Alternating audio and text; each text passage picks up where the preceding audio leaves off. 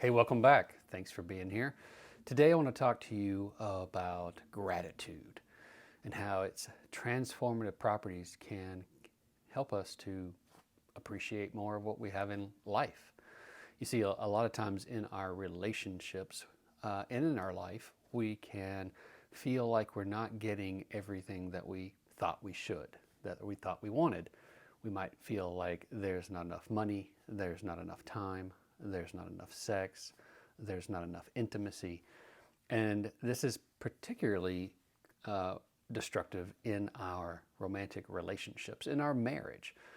Because a lot of times, if we feel like we're not getting enough and we feel like someone else is responsible for that, then we feel dependent, frustrated, powerless. And that really starts to show up in our interaction with our wife.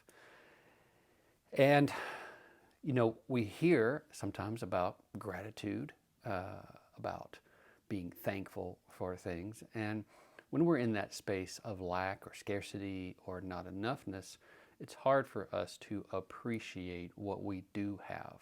We feel like maybe we're being done to, like somehow life is against us, or somehow there's this bad other. Someone else is holding back or not being forthcoming, not being concerned about us enough, right? And again, there's that word enough. So I want to suggest to you today that you start keeping a gratitude journal. Start writing down the things that you do have. Start writing down every day 3 to 5 things, more if you can think about it. And just write down the things that you are glad are in your life, the people that you are happy are in your life, and be able to recognize that if they weren't there, if those things weren't there, what would life be like without them? Now, today is my birthday. I'm 51. Congratulations. I didn't die yet.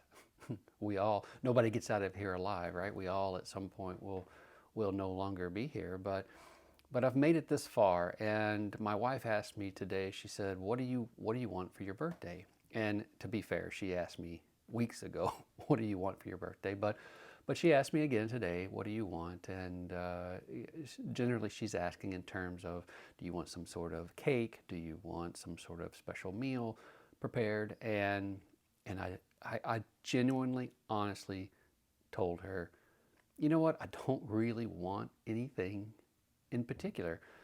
See, I've learned to subscribe to this idea of be, do, have.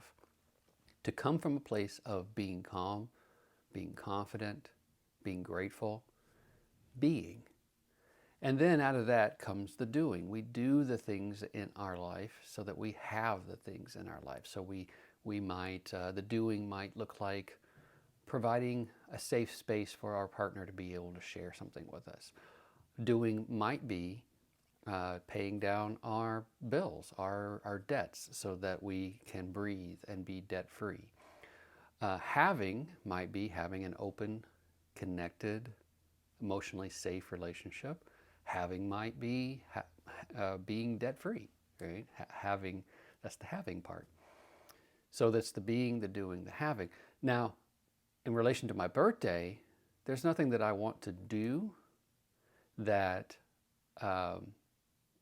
that comes to mind. And so I don't want to tell myself that I have to do something on my birthday. And if I don't do something, I'm deficient or lacking or boring or needing something in order to make it a special day. In terms of having, I don't want to tell myself that I'm deficient or lacking in that area as well, that I need something to unwrap or unbox in order for it to be a special day. And instead, what I want to do is I want to be grateful. I want to be grateful for the things and for the people, especially the people in my life, and have gratitude for them. Because when it comes to birthdays, we can all think about the parties and the pastries and the presents, but when it you get down to it, what we're really celebrating is someone's life, the existence of someone in our life, and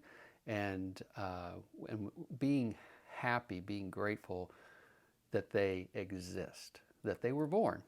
And so I am grateful today for all of the people in my life. And that's what I want for my birthday, is just to be grateful. So for the next 7 days, here's what I'd like you to do. Like I mentioned before, write down what you're grateful for, because it's really hard. It's really hard to be in a place of scarcity, a place of lack, while we're also recognizing our abundance. It's hard to be mad when you're being happy. It's hard to be two things at one time like that. And so when we start looking around and we start noting what we are grateful for, it starts to make us appreciate more what we have and stop living in that space where we feel like things aren't enough. All right, that's what I have for you today. I love you. I'll talk to you soon.